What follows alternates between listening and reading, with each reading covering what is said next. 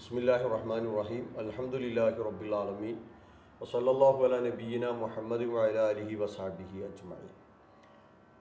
Fact സൂമിൻ്റെ മറ്റൊരു എപ്പിസോഡിലേക്ക് എല്ലാവർക്കും സ്വാഗതം. നമ്മൾ ഇന്ന് ചർച്ച ചെയ്യുന്നത് KNM മർക്കസു ദഅവ വിഭാഗത്തെ ഹദീസ് നിഷേധികളായി ചിത്രീകരിക്കാൻ വേണ്ടി പലരും പല ആരോപണങ്ങളും അവരുടെ മേലിൽ എന്ത് ചെയ്യാറുണ്ട്, ഉന്നയിക്കാറുണ്ട്. പ്രത്യേകിച്ചും വിസ്ഡം ടീം തന്നെയാണ് അതിലുള്ളത്. അതിൽ ഫൈസൽ മുസ്ലിയാരും ടീമുമാണ് എന്ത് ചെയ്യുന്നത്, മുൻപന്തിയിൽ നിൽക്കാറുള്ളത്. അതിൽ അവർ ചർച്ച ചെയ്യുന്ന പലതാണ്. നിങ്ങൾ ജിന്നുവർഗത്തെ അത് ബാക്ടീരിയയാണ് എന്ന് പറഞ്ഞു. യഥാർത്ഥത്തിൽ പരിശുദ്ധ ഖുർആൻ ജിന്നുവർഗത്തെക്കുറിച്ച് കൃത്യമായി സൂചിപ്പിച്ചിട്ടുണ്ട്. വൽ ജാന്ന ഖലഖ്നാഹു മിൻ ഖബ്ലു മിൻ നാരി സമൂം, സൂറത്തു ഹിജ്റിലെ 27-ാമത്തെ വചനം. മനുഷ്യനെ സൃഷ്ടിക്കുന്നതിൻ്റെ മുമ്പ് ചൂടേറിയ അഗ്നിയിൽ നിന്ന് ജിന്നുവർഗത്തെ നാം സൃഷ്ടിച്ചിട്ടുണ്ട്. ഇതാണ് നമ്മൾ ജിന്നുവർഗത്തെക്കുറിച്ച് സമൂഹത്തിന് എന്ത് ചെയ്യാറുള്ളത്, വളരെ കൃത്യമായി പഠിപ്പിച്ചു കൊടുത്തിട്ടുള്ളത്. സൂറത്തു ജിന്ന് എന്ന് പറയുന്നൊരു അധ്യായം തന്നെയുണ്ട്. എന്നാലും അവർ ആരോപണം ഉന്നയിക്കും, ഇവർ ജിന്ന് എന്ന് പറഞ്ഞാൽ ബാക്ടീരിയയാണ് എന്നാണ് ഇവരുടെ വാദം. അതുപോലെ തന്നെ സംസം ജലത്തിൻ്റെ അതിൻ്റെ മഹത്വം നിങ്ങൾ എന്ത് ചെയ്യുന്നില്ല, അംഗീകരിക്കുന്നില്ല എന്ന രീതിയിൽ. പ്രത്യേകിച്ചും സലാം സുലമിയെയൊക്കെയാണ് അതിലെന്ത് ചെയ്യാറുള്ളത്, കരുവാക്കാറുള്ളത്.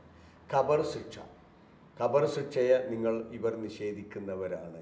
ഇങ്ങനെ ഒരുപാട് അടിസ്ഥാനരഹിതമായിട്ടുള്ള ആരോപണങ്ങൾ ഉന്നയിക്കാറുണ്ട്. അതുമായി ബന്ധപ്പെട്ട് ചില കാര്യങ്ങൾ വിശദീകരിച്ചാൽ നന്നായി. അതിൽ നമ്മൾ ഇപ്പം അലിമദനി പറഞ്ഞതുപോലെ തന്നെ അബ്ദുസ്സലാം സുല്ലമിയെ ഉയർത്തി കാണിച്ചുകൊണ്ട്, മുന്നിൽ കാണിച്ചുകൊണ്ടാണ് ഇവർ ഇത്തരം കാര്യങ്ങൾ, അദ്ദേഹത്തിൻ്റെ ഗ്രന്ഥങ്ങൾ, അദ്ദേഹത്തിൻ്റെ ചില പരാമർശങ്ങളൊക്കെ എടുത്തു കാണിച്ചുകൊണ്ടാണ് ഇവരിങ്ങനെ ആരോപണം ഉന്നയിക്കാറുള്ളത്. അബ്ദുസ്സലാം സുല്ലമി ഒരു ഹദീസ് നിഷേധിച്ചു, അത് മർക്കസ് ദഅവ ഏറ്റെടുത്തു എന്നുള്ള രീതിയിൽ അങ്ങോട്ട് ആക്കിയിട്ട് ചിത്രീകരിക്കുക ചെയ്യും. അപ്പോൾ ഈ പറഞ്ഞതുപോലെ ജിന്ന് ബാക്ടീരിയയാണ്. അപ്പോൾ അത് നമ്മുടെ പണ്ട് കോഴിക്കോട് നടന്ന സാൽവേഷൻ എക്സിബിഷനുമായി ബന്ധപ്പെട്ട് നടന്ന ചോദ്യോത്തര വേളയിൽ ഇവരുടെ കടുത്ത ജിന്നുവാദത്തെ, അപകടം പിടിച്ച ജിന്നുവാദത്തെ കുറിച്ച് ചില ആളുകൾ ചോദ്യം ചോദിച്ചു.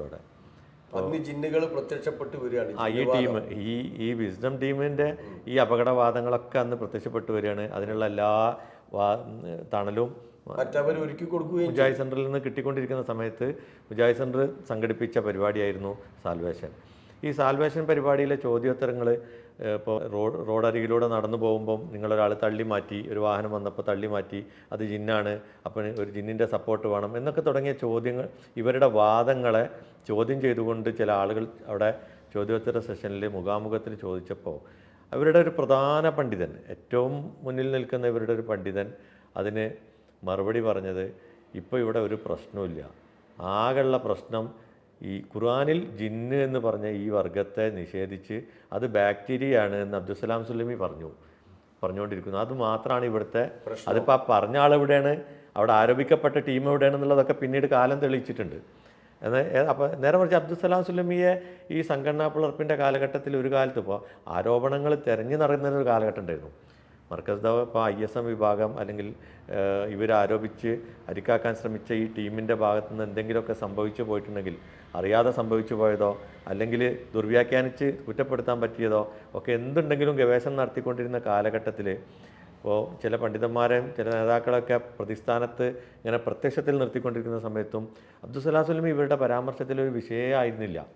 മാത്രമല്ല അബ്ദുസ്സലാം സുല്ലമി ഇവർക്ക് വളരെ സ്വീകാര്യനുമായിരുന്നു. ഇപ്പോൾ ആ കാലഘട്ടത്തിൽ 2001 തന്നെ 1999-2002 കാലഘട്ടത്തിലാണല്ലോ ഈ വിവാദങ്ങൾ വളരെ കത്തിയാളിയ സമയം. അന്ന് സലാം സുല്ലമിയെ ഇവർ ജമിയത്തുൽ-ഉലമയുടെ പ്രധാനപ്പെട്ട സ്ഥാനങ്ങളിൽ ഇരുത്തിയിട്ടുണ്ട്. ജമിയത്തുൽ-ഉലമയുടെ പ്രധാനപ്പെട്ട പരിപാടികളിലെ പ്രധാനപ്പെട്ട വിഷയങ്ങളുടെ അവതാരകനായിട്ട് കൊണ്ടുവന്നിട്ടുണ്ട്. അതേപോലെ തന്നെ സംഘടന പിളർന്നു കഴിഞ്ഞപ്പം ഔദ്യോഗികമായിട്ട് തന്നെ സലാം സുല്ലമിയെ പോയിട്ട് ക്ഷണിച്ചിട്ടുണ്ട്, വീട്ടിൽ പോയി ക്ഷണിച്ചിട്ടുണ്ട്. ലെറ്റർ ഹെഡിൽ കത്ത് എഴുതി കൊടുത്തിട്ടുണ്ട്, നിങ്ങൾ ഞങ്ങളെ കൂടെ നിൽക്കണം, നിങ്ങൾക്ക് കുറേ പ്രയാസങ്ങളും അസംതൃപ്തികളും ഉണ്ടായിട്ടുണ്ടാവാം, അതൊക്കെ മറന്ന് ഞങ്ങളെ കൂടെ നിൽക്കണം എന്നൊക്കെ പറഞ്ഞു. പിന്നീട് സലാം സുല്ലമിയെ ഇവർക്ക് കിട്ടുന്നില്ല എന്ന് കണ്ടപ്പോൾ ഇവരുടെ ഈ ദുർന്യായങ്ങളെ, മുടന്തം വാദങ്ങളൊക്കെ ഗണ്ണിക്കാൻ സലാം സുല്ലമി മുന്നിലുണ്ടെന്ന് കണ്ടപ്പോൾ സലാം സുല്ലമി ഹദീസ് നിഷേധിയായതാണ്. അപ്പോഴാണ് ആയത്. അതിന് കാരണം ആയിട്ട്, അതിന് തെളിവായിട്ട് ഇവർ കൊണ്ടുവരുന്നത് മുഴുവനും വർഷങ്ങൾക്ക് മുമ്പ് 80കളിലും 90കളിലൊക്കെ സലാം സുല്ലമി എഴുതിയ പുസ്തകങ്ങളാണ്. KNM ഒന്നായിരുന്ന കാലഘട്ടത്തിൽ സലാം സുല്ലമി എഴുതുകയും അത് പ്രചരിപ്പിക്കുകയും ചെയ്ത പുസ്തകങ്ങളിലുള്ള ഉദ്ധരണികളാണ് പിന്നീട് സലാം സുല്ലമിയെ അവരുടെ അന്ധവിശ്വാസം പ്രചരിപ്പിക്കാൻ കിട്ടില്ല എന്ന് കണ്ടപ്പോൾ ഇവരെടുത്തുകൊണ്ട് പിന്നെ ഹദീസ് നിഷേധിച്ചു എന്നൊക്കെ പറഞ്ഞ സലാം സുല്ലമിയുടെ പ്രഭാഷണങ്ങളിൽ അവിടെയും ഇവിടെയും മാറ്റം വരുത്തിക്കൊണ്ട് ഇവരെ സലാം സുല്ലമിയെ തെറ്റിദ്ധരിപ്പിക്കാൻ വേണ്ടി ഇതാക്കി പരമാവധി ശ്രമിച്ചു.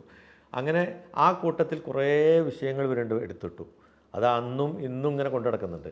അതിൽപ്പെട്ട കുറച്ച് വിഷയങ്ങളാണ് അലിമദനി നേരത്തെ പറഞ്ഞത്. അതിലെ ചില വിഷയങ്ങൾ നമുക്കിവിടെ ചർച്ച ചെയ്യാം. അതിലൊന്നായിരുന്നു ഈ ജിന്നിനെ ബാക്ടീരിയയാക്കി എന്ന് പറയുന്നത്. അത് ഈ വിസർജന സ്ഥലത്തേക്ക് കയറുമ്പോഴുള്ള പ്രാർത്ഥന അല്ലാഹുമ്മ ഔദുബിക ഖുബൂസ് വൽ ഖബായിസ് എന്നതിൻ്റെ അർത്ഥം പറഞ്ഞപ്പോൾ അവിടെ രോഗാണുക്കളും കൂടി ഉണ്ട് എന്ന് പറഞ്ഞതിൻ്റെ പേരിലാണ് ജിന്നിനെ ബാക്ടീരിയയാക്കി എന്ന് പറയുന്നത്. അപ്പോൾ ആ വിഷയത്തിൽ മുജാഹിദ് പ്രസ്ഥാനത്തിൻ്റെ നിലപാട് എന്തായിരുന്നു? ഈ അവരുടെ പ്രസിദ്ധീകരണങ്ങൾ നമുക്ക് അതൊന്ന് ജസ്റ്റ് നമുക്കൊന്ന് നോക്കിയാൽ തന്നെ ഇപ്പോൾ ആ കാലഘട്ടങ്ങളിൽ 3ാം ക്ലാസ്സിലേക്ക് പഠിപ്പിച്ചിരുന്ന ഇസ്ലാമിക കർമ്മപാഠങ്ങളാണിത്. KNMന്റെ പാഠപുസ്തകം, കേരള നദുവത്തുൽ മുജാഹിദീൻ വിദ്യാഭ്യാസ ബോർഡിൻ്റെ പാഠപുസ്തകം ഇസ്ലാമിക കർമ്മപാഠങ്ങൾ. ഇത് സലാം സുല്ലമി ഉണ്ടാക്കിയതല്ല. ഇത് ആ ബോർഡിൻ്റെ നേതൃത്വത്തിൽ പണ്ഡിതന്മാരുണ്ടാക്കിയ കാലങ്ങളായിട്ട് ആ സമയങ്ങളിൽ പഠിപ്പിക്കപ്പെട്ട ജനറൽ സെക്രട്ടറി ആയിരിക്കുന്ന കാലഘട്ടത്തിൽ അതിൽ വിസർജന സ്ഥലത്തേക്ക് പ്രവേശിക്കുമ്പോൾ അല്ലാഹുമ്മ ഇന്നി അഊദു ബിക മിനൽ ഖുബൂസ് വൽ ഖബായിസ്, അള്ളാഹു അതിൻ്റെ അർത്ഥം ബ്രാക്കറ്റിൽ കൊടുക്കുകയാണ്. അള്ളാഹുവെ മാലിന്യങ്ങളിൽ നിന്നും വൃത്തികേടുകളിൽ നിന്നും നിന്നിൽ ഞാൻ അഭയം തേടുന്നു എന്ന് പ്രാർത്ഥിക്കേണ്ടതാണ്. ഇതിന് മറ്റർത്ഥമില്ല. ഇത് ആൺപിശാജ് പെൺപിശാജ് എന്നുള്ള അർത്ഥം തന്നെ കൊടുത്തിട്ടില്ല. കുട്ടികളെ പഠിപ്പിച്ചിട്ടില്ല എന്ന്. ആ കാലഘട്ടങ്ങളിൽ കുട്ടികളെ പഠിപ്പിച്ചിട്ടില്ല. അത് സലാം സുല്ലമിയുടെ പേരിൽ ആരോപണം ഉന്നയിച്ച ആൾക്കാർ അത് മറച്ചു പിടിച്ചൊരു സംഗതിയാണ്. അതേപോലെ അവിടെ മാലിന്യങ്ങളും വൃത്തികേടുകളും. പിന്നെ രണ്ടാമതായിട്ട് പറയാനുള്ളത് ഏപ്രിൽ 1984 കഴിഞ്ഞ് എത്രയോ വർഷങ്ങൾ കഴിഞ്ഞാണ് ഈ വിവാദങ്ങളും പിളർപ്പൊക്കെ ഉണ്ടാകുന്നത്. അതിൽ അൽമനാറിൽ 84 ഏപ്രിലിൽ അൽമനാറിൽ ഇവരുടെ തന്നെ നേതാവായി പിന്നീട് രംഗത്ത് വന്ന അബ്ദുൽ ഹക്ക് സുല്ലമി ആമയൂർ എഴുതിയ ഒരു ഹദീസ് പാഠമുണ്ട്. ഇത് പ്രതികരണമൊന്നുമല്ല, വീക്ഷണം എന്നുള്ള ഹദീസിൻ്റെ ഔദ്യോഗികമായ കോളമാണ്. അതിൽ ഈ പ്രാർത്ഥന പറഞ്ഞിട്ട് പറയുന്നത്, പ്രാർത്ഥനാ നിരതനാണല്ലോ മുസ്ലിം, വിസർജനത്തിന് മുമ്പും പിമ്പും നബി സല്ലല്ലാഹു അലൈഹി വസല്ലം പ്രാർത്ഥനകൾ പഠിപ്പിച്ചിട്ടുണ്ട്. ഖുബ്സ് ഖബായിസ് എന്നീ പദങ്ങൾക്ക് മ്ലേച്ഛത, ആൺ പെൺ പിശാചുക്കൾ എന്നീ അർത്ഥങ്ങൾ കൽപ്പിക്കപ്പെട്ടിട്ടുണ്ട്. ഒന്നാമത്തെ മ്ലേച്ഛതയാണ്, രണ്ടാമത്തത് ആൺ പെൺ പിശാചുക്കൾ. ആദ്യത്തെ അർത്ഥപ്രകാരം വിസർജന സ്ഥലത്ത് നിന്ന് പകരാനിടയുള്ള രോഗങ്ങളിൽ നിന്ന് നാഥാ ഞാൻ രക്ഷ ചോദിക്കുന്നു എന്നാണ് അർത്ഥം. ആദ്യത്തെ അർത്ഥം. ഈ അടിസ്ഥാനത്തിൽ ഇന്ന് ഫൈസൽ മുസ്ലിയാർ ഇദ്ദേഹത്തെക്കുറിച്ച് പറയുന്നതായിരിക്കും ഹദീസ് നിഷേധി. അതിൽ വിസർജന സ്ഥലങ്ങളിൽ പാദരക്ഷകൾ അണിയണമെന്ന് നബി സല്ലല്ലാഹു അലൈഹി വസല്ലം കൽപ്പിച്ചിട്ടുള്ളത് ഈ സന്ദർഭത്തിൽ ഓർക്കുക. പിന്നെ തുടർന്ന് ഇങ്ങനെ വിശദീകരിച്ചിട്ട് രണ്ടാമത്തെ അർത്ഥകൽപ്പന പ്രകാരം ഗുഹ്യസ്ഥാനങ്ങൾ കാണാനിടവരുന്ന ഈ ഘട്ടത്തിൽ പിശാചിൻ്റെ ദുർബോധനങ്ങളിൽ നിന്ന് ഞാൻ നിന്നോട് ശരണം തേടുന്നു എന്നർത്ഥം. അപ്പോൾ ഇവർ പറഞ്ഞ പോലെ പിശാച് അവിടെ വന്ന് കൂടുന്നല്ല. ഇവരുടെ നേതാക്കന്മാർ പഠിപ്പിച്ചത് അവിടെ അങ്ങനെ അതിലേക്ക് പിശാച് കയറും എന്നൊക്കെ പറഞ്ഞിട്ട് പഠിപ്പിക്കുകയും പേടിപ്പിക്കുകയും ചെയ്തിട്ടുണ്ട്. അപ്പോൾ ഗുഹ്യസ്ഥലം വെളിപ്പെടുത്തി സ്വസ്ഥമായിരിക്കുമ്പോൾ പലവിധ പൈശാചിക വിചാരവും ഉണ്ടാകാം. രണ്ടർത്ഥവും ഒന്നിച്ചുദ്ദേശിച്ചാലും ശരി തന്നെയാണ്. മാലിന്യങ്ങളിൽ നിന്നുണ്ടായേക്കാവുന്ന രോഗങ്ങളിൽ നിന്നും പൈശാചിക ദുർബോധനങ്ങളിൽ നിന്നും അള്ളാഹുവിൽ രക്ഷ തേടൽ വിസർജന സമയത്ത് അനിവാര്യമാണ്. ഇത് അൽമനാറിൽ ഹദീസ് പാഠം എന്ന ഹദീസ് പാഠത്തിൽ ഇവരുടെ നേതാവ് അബ്ദുൽ ഹക്ക് സുല്ലമി ആമയൂർ എഴുതിയതാണ്. ഹദീസ് നിഷേധിയായിട്ടില്ല. ഇനി നമുക്കിതിൽ പറയാനുള്ളത് ഏറ്റവും വളരെ പഴക്കമുള്ള ഒരു 1961 നവംബറിൽ അൽമനാറിൽ KM മൗലവി എഴുതിയൊരു ലേഖനമുണ്ട്. ആ ലേഖനത്തിൽ പറയുന്നുണ്ട്, ഖുർആനിലോ ഹദീസിലോ ശൈത്താൻ എന്ന പദം വെറും അദൃശ്യ ജീവികളെക്കുറിച്ച് മാത്രമല്ല ഉപയോഗിക്കാറുള്ളതെന്ന് മുസ്ലിങ്ങൾ പൊതുവെ ധരിച്ചിട്ടുണ്ടെന്നതാണ് യാഥാർത്ഥ്യം. മുഫസ്സിറുകൾ പണ്ട് കാലം മുതൽക്ക് തന്നെ അത് വ്യക്തമാക്കിയിട്ടുമുണ്ട്. ഉപദ്രവകാരികളായ പ്രാണികളെ സംബന്ധിച്ചും ദുർബോധകരായ മനുഷ്യരെക്കുറിച്ചും അത്തരക്കാരായ അദൃശ്യജീവികളായ ജിന്നുകളെ സംബന്ധിച്ചും ശൈത്താൻ എന്ന് ഖുർആനിലും ഹദീസിലും ഉപയോഗിച്ചതായി അവയുടെ വ്യാഖ്യാതാക്കൾ വിശദമാക്കിയിട്ടുണ്ട്. ഇത് KM മൗലവിയാണ് എഴുതുന്നത്. KM മൗലവി എഴുതിയ മാത്രമല്ല ഈ ഷെയ്ത്താൻ എന്ന് ഉപയോഗിച്ചിടത്ത് മുഴുവൻ സാക്ഷാൽ ജിന്നുവർഗത്തിൽപ്പെട്ട ഷെയ്ത്താനാണ് എന്ന അർത്ഥം വെച്ചുകൊണ്ടാണ് ഇവർ ഈ അന്ധവിശ്വാസം മുഴുവൻ എന്ത് ചെയ്യുന്നത്, പ്രചരിപ്പിക്കുന്നത്. ഇപ്പോൾ കോട്ടുവായിടുന്ന മനുഷ്യൻ എന്ത് ചെയ്യണം? വായ പൊത്തിപ്പിടിക്കണം എന്ന് റസൂലുള്ള തസാവുബിൻ്റെ സമയത്ത് വായ പൊത്തിപ്പിടിക്കണം എന്ന് റസൂലുള്ളാഹി സ്വല്ലല്ലാഹു അലൈഹി വസല്ലം പഠിപ്പിച്ചു. അപ്പോൾ അതിലെന്താണ്? ഷെയ്ത്താൻ കയറുന്നതാണ് ഹദീസിലുള്ളത്. ആ ഷെയ്ത്താൻ ജിന്നിങ്ങനെ കാത്തുകയാണ് ഇവിടെ ജിന്നുവർഗത്തിൽപ്പെട്ട കയറാൻ വേണ്ടിയിട്ട്. അവിടെ യഥാർത്ഥത്തിൽ മാലിന്യം, അതായത് ഉള്ളോട്ട് നല്ലപോലെ ശ്വാസം വലിക്കുന്ന സമയമാണത്. അപ്പോൾ അവിടെയുള്ള മാലിന്യങ്ങളോ അല്ലെങ്കിൽ വേറെ ക്ഷുദ്രജീവികളൊക്കെ വായയിലേക്ക് കയറാൻ സാധ്യത ഉണ്ട്. അതുകൊണ്ട് വായ പൊത്തിപ്പിടിക്കും. ഇവരിപ്പം ആളുകൾക്ക് മുമ്പിൽ പിടിച്ചു നിൽക്കാൻ വേണ്ടി മറച്ചു വെക്കുന്നുണ്ടെങ്കിൽ പോലും ഇവരുടെ വാദങ്ങൾ ഇതുപോലെ അപകടം പിടിച്ച കുറേ വാദങ്ങളുണ്ട്. പിശാചിനെ മഗ്‌രിബിന്റെ സമയത്ത് കുട്ടികളെ ജിന്ന് പിശാചി സംബന്ധിച്ച ആളുകളുടെ നിർഭയത്വം മുഴുവൻ നഷ്ടപ്പെടുത്തി ആളുകളെ വളരെ പ്രയാസത്തിലാക്കുകയും ചിലരെയൊക്കെ രോഗികളാക്കുകയും ചെയ്ത സന്ദർഭങ്ങൾ ഉണ്ടായിട്ടുണ്ട്. അല്ല, അതിലിപ്പോ ഇവരുടെ പുതിയ വാദം എന്താ പറയുക? ഈ ഷെയ്ത്താനും ജിന്നിനൊക്കെ നമ്മൾ പേടിക്കണം. അങ്ങനെ ഒരു വിശ്വാസി പേടിച്ചു കഴിഞ്ഞാൽ ഓൻ്റെ ഷർറിൽ നിന്ന് എന്ത് ചെയ്യും? അള്ളാഹിനോട് എന്ത് ചെയ്യും? രക്ഷ തേടണം. അവൻ രക്ഷ തേടിക്കൊണ്ടേയിരിക്കും. അപ്പോൾ അവൻ്റെ ഷർറിൽ നിന്ന് നമ്മൾ കഴിച്ചിലാവും. അങ്ങനെ ഈ ഷെയ്ത്താനെ പേടിക്കണം എന്ന് എന്ത് ചെയ്തിട്ടില്ല, ഖുർആനിലോ സുന്നത്തിലോ എവിടെയും പറഞ്ഞിട്ടില്ല. അവൻ നിങ്ങളുടെ ശത്രുവാണ്, ദുർബോധനം നടത്തും. അതുകൊണ്ട് ശ്രദ്ധിച്ചോളേണ്ടി. അവൻ നരകത്തിലേക്കാണ് ജനങ്ങൾ എന്ത് ചെയ്യുക, നിങ്ങളെ കൊണ്ടുപോവുക. ഇന്നമാ യദുഹു ഇസ്ബഹുലി യക്കൂനു മിൻ അസാബി സഈർ. ഇതാണ് ഖുർആൻ പറഞ്ഞു തന്നിട്ടുണ്ട്. ഇപ്പോൾ ഇതിൽ പുസ്തകപായസവുമായി ബന്ധപ്പെട്ട വിശദീകരണത്തിൽ ചെറിയമുണ്ടം എഴുതിയൊരു രേഖയുണ്ട്. അത് ബുലൂൽ മറാമിൻ്റെ പരിഭാഷയിൽ ആര് പ്രസിദ്ധീകരിച്ചാണ്? അത് അൽഹുദ ബുക്ക് സ്റ്റാൾ പ്രസിദ്ധീകരിച്ച ചെറിയമുണ്ടം അബ്ദുൽ ഹമീദ് മദനിയുടെ ബുലൂൽ മറാം പരിഭാഷയിൽ ഈ ഹദീസ് വിശദീകരിച്ചതിന് വ്യാഖ്യാനമായി കൊടുത്തത് ദുഷ്ടൻ എന്നർത്ഥമുള്ള ഖബീസിൻ്റെ ബഹുവചനമോ മാലിന്യം എന്നർത്ഥമുള്ള വചനം എന്നർത്ഥമുള്ള ഏകവചനമോ ആണ് ഹുബ്സ് എന്ന പദം. ദുഷ്ടസ്ത്രീ എന്നും ദുർഗുണം എന്നും അർത്ഥമുള്ള ഹബീസത്തിൻ്റെ ബഹുവചനമാണ് ഖബായിസ്. യഥാക്രമം ആൺപിശാചുക്കൾ പെൺപിശാചുക്കൾ എന്നും വ്യാഖ്യാനിക്കപ്പെടുന്നുണ്ട്. അപ്പോൾ ആ വിഷയത്തിൽ ഇതിൻ്റെ ഭാഷാപ്രയോഗം വരെ സൂചിപ്പിക്കും. പിന്നെ ഇവരെപ്പോഴും പല കാര്യങ്ങൾക്കും ഉയർത്തിപ്പിടിക്കാറുള്ള അമാനിമലയുടെ പേരിൽ പ്രസിദ്ധീകരിക്കപ്പെട്ടിട്ടുള്ള ഒരു പുസ്തകമാണല്ലോ ഇസ്ലാമിക ജീവിതം. അതിൽ പറയുന്നത് ഈ ഹദീസ് പറഞ്ഞിട്ട് ഹുബ്സ് ഖബായിസ് എന്നീ പദങ്ങൾക്ക് എല്ലാ ചീത്തകളും എന്ന് ചേർന്ന് അർത്ഥം നൽകിയിരിക്കുകയാണ് നാം ഇവിടെ. ആദ്യത്തെ വാക്ക് പുല്ലിംഗവും രണ്ടാമത്തെ വാക്ക് സ്ത്രീലിംഗവുമാണെങ്കിലും രണ്ടിൻ്റെയും അർത്ഥം ചീത്ത എന്നത് തന്നെ. എല്ലാ തരം ചീത്തകളെയും ഉപദ്രവങ്ങളെയും ദോഷങ്ങളെയും ഉൾപ്പെടുത്താനാണ് രണ്ട് ലിംഗത്തെയും സൂചിപ്പിക്കുന്ന രണ്ട് വാക്കുകൾ ഉപയോഗിച്ചിരിക്കുന്നത്. രണ്ടും ബഹുവചനമായിരിക്കുന്നതും ഇതേ ഉദ്ദേശം വെച്ചായിരിക്കാം. ആൺപിശാചുക്കൾ പെൺപിശാചുക്കൾ എന്നും ഈ വാക്കുകൾക്ക് അർത്ഥം നൽകാറുണ്ട്. ഇത് പിന്നെ അമാനിമൗലയുടെ ഇസ്ലാമിക ജീവിതം എന്ന് പറയുന്ന ഈ പുസ്തകം പറയുമ്പോൾ നമ്മളവിടെ വളരെ കൃത്യമായി വ്യക്തമാക്കേണ്ട ഒരു കാര്യമുണ്ട്. ഇത് അദ്ദേഹം ജീവിച്ചിരിക്കുന്ന കാലഘട്ടത്തിൽ എഴുതിയതല്ല. മാത്രമല്ല ഈ ഗ്രന്ഥം ഒരു മുജാഹിദ് പണ്ഡിതനും എന്ത് ചെയ്തിട്ടില്ല, പരിശോധിച്ചിട്ടില്ല. അമാനിമൗലയുടെ അല്ലെങ്കിൽ മുജാഹിദുകൾ ഗ്രന്ഥങ്ങൾ എഴുതുമ്പോൾ എന്ത് ചെയ്യാറുണ്ട്, പരിശോധിക്കാറുണ്ട്. ഇത് അൽഹുദയാണ് പ്രസിദ്ധീകരിച്ചിട്ടുള്ളത് അല്ലേ. അതിൻ്റെ മുഖവുരയിൽ അതിൻ്റെ പ്രസിദ്ധീകരണത്തെക്കുറിച്ച് കൃത്യമായി സൂചിപ്പിച്ചിട്ടുണ്ടെന്ന് തോന്നുന്നു. മരണത്തിന് ശേഷമാണ് അത് നൽകുന്നത്. പിന്നെ ആരുടെയൊക്കെ കൈക്കടത്തലുകളും ആ പുസ്തകത്തിൽ ഉണ്ടായിട്ടുണ്ടോ സംശയമുണ്ട്. വിസ്ഡം ടീമിൻ്റെ പ്രാസംഗികൻ ഇത് ഉയർത്തി കാണിച്ചിട്ടാണ് സകല അന്ധവിശ്വാസങ്ങളെയും എന്ത് ചെയ്യുന്നത്, പിന്നെ പക്ഷെ അവരുടെ ഒരു തെളിവായി ഉദ്ധരിക്കുന്ന ഉയർത്തിപ്പിടിക്കുന്ന ഒരു പുസ്തകമാണെന്നുള്ള നിലക്ക് ഈ പുസ്തകത്തിലും ഹുബ്സ് ഖബായിസിൻ്റെ അർത്ഥം ഇതാണ് പറഞ്ഞിട്ടുള്ളത് എന്നുള്ളത് അതെന്താ അവർ പറയാമെന്ന് അറിയില്ലല്ലോ. കാരണം അങ്ങനെയാണെങ്കിൽ അമാനി മൗലവി ഹദീസ് നിഷേധിയാവും, ജിന്നിനെ ബാക്ടീരിയ ആക്കിയ ആളാവും, ചെറിയ മുണ്ടം അങ്ങനെ ആവും, കെ എം മൗലവി അങ്ങനെ ആവും, അബ്ദുല്ലക്ക് സുല്ലമി ആമയൂർ അങ്ങനെ ആവും, പാഠപുസ്തകം തയ്യാറാക്കിയ KNM-ന്റെ പണ്ഡിതന്മാർ അങ്ങനെ ആവും. അങ്ങനെയൊന്നും പറയാതെ സലാം സുല്ലമിയെയും മർക്കസുദ്ദാവയെയും മാത്രം ഇങ്ങനെ ഈ വിഷയത്തിൽ പറയുന്ന ഒരു സ്വഭാവമാണ് ഇവരുടെ നിലപാടുകളിലുള്ളത്. ഇവർ ആളുകളെ പേടിപ്പിച്ചിട്ട് പിശാചിനെ ജിന്നിനെ കുറിച്ചിട്ട് വേറൊരു ചിത്രമാണ് ഉണ്ടാക്കിയത്. ആ ശരീരത്തിനകത്ത് കൂടും ഇറക്കണം അടിച്ചിറക്കണം, അങ്ങനെ അടിച്ചിറക്കിയ കുറേ സംഭവങ്ങൾ കേരളത്തിലെ വളരെ അറിയപ്പെട്ട ഒരു പ്രസിദ്ധീകരണമായ കേരള ശബ്ദത്തിൻ്റെ മുഖ ചട്ടയിൽ തന്നെ വന്നു, മുജാഹിദ് ജിന്ന് യുവതി പീഡിപ്പിക്കപ്പെട്ടു എന്ന് പറയുന്നത്. അത് ഇവരുടെ നേതാവാണ്. ഇവരുടെ നേതാവ് അങ്ങനെ ജിന്നിറക്കി, അതൊന്നും ഇവർക്ക് പ്രശ്നമില്ല. ഇപ്പോൾ ഇവർ ഇത്തരം ചർച്ചകളിൽ കാര്യമായി ഉന്നയിക്കാറുള്ള ഒന്നാണ് അബ്ദുസ്സലാം സുല്ലമിയെ കുറിച്ചിട്ട് ഉന്നയിക്കുന്ന ഒരു സംഗതിയാണ് ഈ മൗലവി വിഭാഗം മുശ്രിക്കുകൾ എന്ന്. സെൻസിങ്ങിന് പിന്നെ സലാം സുല്ലമി അഭിമുഖം കൊടുത്തപ്പോൾ മൗലവി വിഭാഗം മുശ്രിക്കുകൾ എന്ന് കൊടുത്തു. സെൻസിങ് അതിനൊരു ഹെഡിങ് കൊടുത്തിട്ടുണ്ടാവാം. പക്ഷെ അത് സലാം സുല്ലമി അത് വിശദീകരിച്ചിട്ടുണ്ട്, ഷബാബിൽ വിശദീകരിച്ചിട്ടുണ്ട്. അദ്ദേഹത്തിൻ്റെ സുല്ലമിക്ക് പറയാനുള്ളത് എന്നൊരു അഭിമുഖത്തിൻ്റെ CD ഉണ്ട്, അതിൽ വളരെ വിശദമായി പറഞ്ഞിട്ടുണ്ട്. അദ്ദേഹം ഷിർക്ക് എന്താണെന്ന് പറഞ്ഞിട്ടുണ്ട്. ജിന്നുകളോടും മലക്കുകളോടും വിളിച്ച് തേടുന്നത് ഷിർക്കാണ് എന്ന് പറഞ്ഞപ്പോൾ അങ്ങനെ ചെയ്യുന്നവർ ആരായാലും മുശ്രിക്കാണെന്ന് പറഞ്ഞിട്ടുണ്ട്.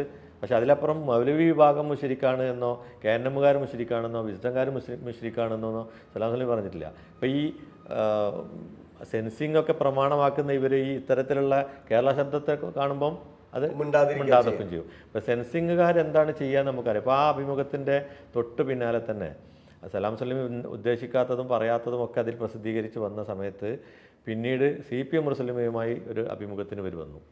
അങ്ങനെ വരുന്നുണ്ടെന്ന് പറഞ്ഞപ്പോൾ നമ്മളെന്ത് ചെയ്തു, ഇത് റെക്കോർഡ് ചെയ്തു.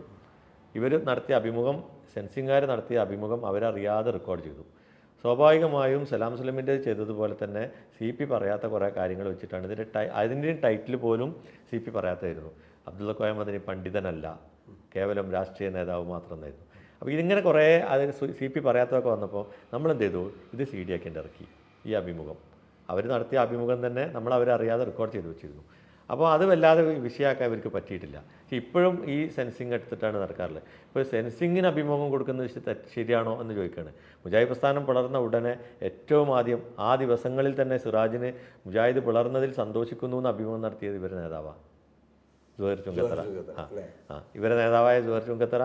അപ്പോൾ അത് സിറാജിന് അങ്ങനെ ഒരു അതും എല്ലാവരും ഇപ്പോൾ ഇവർ കുറേ പിളർപ്പിൻ്റെ ആനുകൂല്യമൊക്കെ പറ്റിയതിന് ശേഷം ഇതിൻ്റെ പിളർപ്പ് അനുഗ്രഹമായിരുന്നു എന്ന് പറയുന്നത്, അന്ന് ആ സമയത്ത് ലേശമൊക്കെ ആദർശബോധമുള്ള ആൾക്കാരൊക്കെ പിളർപ്പിൽ സങ്കടപ്പെടുമായിരുന്നു, കരയുന്നൊരു സമയമാണ്. അന്ന് ഞാൻ പിളർപ്പിൽ സന്തോഷിക്കുന്നു എന്ന് പറഞ്ഞിട്ട് അഭിമുഖം കൊടുത്തതാണ്. കാക്കായിക്ക് വകയില്ലാത്തവരൊക്കെ ഇപ്പം വലിയ കോടീശ്വരന്മാരായിട്ടുണ്ട്. ആനുകൂല്യത്തൊക്കെ കുറേ ആളുകൾക്ക് വളരെ മെച്ചം ഭൗതികമായിട്ടൊക്കെ ഉണ്ടായിട്ടുണ്ട്. അപ്പോൾ പിന്നെ ഈ പിളർപ്പ് നിലനിർത്തുകയും ഈ അഭിപ്രായ വ്യത്യാസങ്ങളൊക്കെ ഇങ്ങനെ സജീവമായി നിലനിർത്തുകയൊക്കെ ചെയ്യേണ്ടത് അവരുടെ ആവശ്യമാണ്. അപ്പോൾ അതേപോലെ തന്നെ മറ്റൊരു വിഷയമാണ് സംസം വെള്ളത്തിൻ്റെ വിഷയം. ഈ ഹദീസുമായി ബന്ധപ്പെട്ടിട്ട് പണ്ഡിതന്മാർക്കിടയിൽ പല അഭിപ്രായങ്ങളുണ്ട്. ആ ഹദീസിൽ ഇഖ്തിലാഫുണ്ട് അഹ്ലുൽ ഇൽമിനിടയിൽ എന്ന് ചില പണ്ഡിതന്മാരെന്നെ എന്ത് ചെയ്തിട്ടുണ്ട്, ഹാക്കിമ് പറഞ്ഞതായിട്ട് കാണാം. ഫാദൽ ഹദീസു മിമ്മ ഇഖ്തലഫ അഹ്ലുൽ ഇൽമി ഫീ സുബൂത്തിഹി. അതിൻ്റെ സുബൂത്തിനെ കുറിച്ച് ആളുകൾക്കിടയിൽ അഹ്ലുൽ ഇൽമിനിടയിൽ പണ്ഡിതന്മാർക്കിടയിൽ എന്തുണ്ട്, അഭിപ്രായ വ്യത്യാസമുണ്ട് എന്ന് ഇദ്ദേഹത്തെ പോലുള്ള ആളുകൾ പറഞ്ഞിട്ടുണ്ട്. അത് റാവിമാരുടെ കൂട്ടത്തിൽ വിമർശനത്തിന് സനദിൽ പരമ്പരകളിൽ വിമർശനത്തിന് വിധേയമായിട്ടുള്ള ജാറൂദിയെ പോലുള്ള ആളുകളുണ്ട് എന്നൊക്കെ പറഞ്ഞതായിട്ട് കാണാം. പണ്ഡിതന്മാരുടെ അഭിപ്രായം കാണാം. അങ്ങനെ പല അഭിപ്രായങ്ങൾ പറഞ്ഞിട്ടുണ്ട്.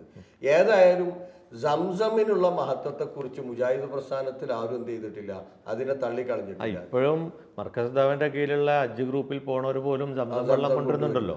അപ്പോഴും ഇവർ പറയാണ് സംസം വെള്ളത്തിനെ നമ്മൾ നിരാകരിക്കുന്നു, അതിന്റെ മഹത്വത്തെ നിഷേധിക്കുന്നു എന്നൊക്കെ പറഞ്ഞു. അപ്പൊ നമ്മൾ എതിർക്കുന്നത് അവിടെ സംസം യഥാർത്ഥത്തിൽ അള്ളാഹുവിൽ തവക്കുലാക്കിയാൽ അള്ളാഹ് സഹായിക്കും എന്നതിനുള്ള തെളിവാണ് സംസം അല്ലേ. ഇബ്രാഹിം അലൈഹിസ്സലാം അവിടുന്ന് ഇറങ്ങിപ്പോകുമ്പോൾ ഹജറ റളിയല്ലാഹു അൻഹ ചോദിക്കുന്നുണ്ട്, അള്ളാഹിന്റെ മാർഗത്തിലാണോ? അള്ളാഹുവിന്റെ മാർഗത്തിലാണെങ്കിൽ ആ റബ്ബ് ഞങ്ങളെ കൈവടിയുകയില്ല. അവിടെയാണ് സംസം എന്ത് ചെയ്യുന്നത്, പ്രത്യക്ഷപ്പെടുന്നത്. അപ്പൊ റബ്ബിൽ തവക്കുലാക്കിയാൽ റബ്ബ് എന്ത് ചെയ്യും, കാത്തുരക്ഷിക്കും എന്നതിന്റെ ഏറ്റവും ഉത്തമ ഉദാഹരണമാണ്. അല്ലാതെ സംസമിൽ എന്ത് ചെയ്യാൻ പാടില്ല, തവക്കുലാക്കാൻ പാടില്ല. ഇതിലിപ്പോൾ അബ്ദുസ്സലാം സുല്ലമിയുടെ ഒരു ഉദ്ധരണിയാണ് ഇവർ കാര്യമായിട്ട് അതിന് ഉപയോഗിക്കാറുള്ളത്. അത് KNM തന്നെ പ്രസിദ്ധീകരിച്ച 1998 പ്രസിദ്ധീകരിച്ചൊരു പുസ്തകമാണ് മുസ്ലിങ്ങളുടെ അനാചാരങ്ങൾ ഒരു സമഗ്ര വിശകലനം. 98 പിളർപ്പും അതിൻ്റെ തർക്കങ്ങളും വിവാദങ്ങളൊക്കെ ഉണ്ടാകുന്നതിന് മുമ്പ് KNM പ്രസിദ്ധീകരിച്ച, ഈ പറയപ്പെട്ട ആളുകളെല്ലാവരും കൂടി പ്രസിദ്ധീകരിച്ചാന്ന് വേണമെങ്കിൽ പറയാം. അപ്പോൾ ആ ഒരു പുസ്തകത്തിൽ ഈ പുസ്തകത്തിൻ്റെ പ്രാമാണികതയും ആധികാരികതയും ഇതിൻ്റെ സ്വീകാര്യതയും ഒക്കെ ഇതിൻ്റെ ആമുഖത്തിലും അവതാരികയിലൊക്കെ സൂചിപ്പിക്കുന്നുണ്ട്. അതിൽ ഈ സംസം വെള്ളത്തെക്കുറിച്ച് പറഞ്ഞ ഭാഗം ഞാനൊന്ന് വായിക്കാം. ആജറ ബീവിക്കും ഇസ്മായിൽ നബി അലൈഹി സ്വലാമക്കും കുടിക്കുവാനും കുളിക്കുവാനും മലമൂത്ര വിസർജനവും മറ്റും ചെയ്താൽ ശുദ്ധിയാക്കാനും വേണ്ടി അള്ളാഹു അത്ഭുതകരമായി സൃഷ്ടിച്ചു കൊടുത്ത കിണറാണ് സംസം. അത്ഭുതകരമായി അവിടെ അത്ഭുതം.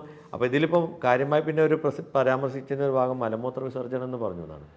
മലമൂത്ര വിസർജനം. അപ്പോൾ അത് അല്ലാത്തത് എന്താണെന്നുള്ള അവർ പറഞ്ഞിട്ടൊന്നുമില്ല. ഏതായാലും ഇതിൻ്റെ അവരുടെ എല്ലാ ആവശ്യങ്ങൾക്കും ഉപയോഗപ്പെടുത്തിയിട്ടുള്ള ജലമാണ്. അത്ഭുതകരമായി അള്ള നൽകിയിട്ടുള്ള ഒരു ജലസ്രോതസ്സാണ് എന്ത്. അങ്ങനെ പറഞ്ഞു. ഇപ്പോൾ പിന്നെ അത് പറയാറില്ല. മാത്രമല്ല ഇതിൻ്റെ പുതിയ പതിപ്പുകളിൽ ആ പരാമർശം ഒന്ന് പരിഷ്കരിച്ചിട്ടുണ്ട്. അത് സലാം സ്വലമി ജീവിച്ചിരിക്കെ തന്നെ.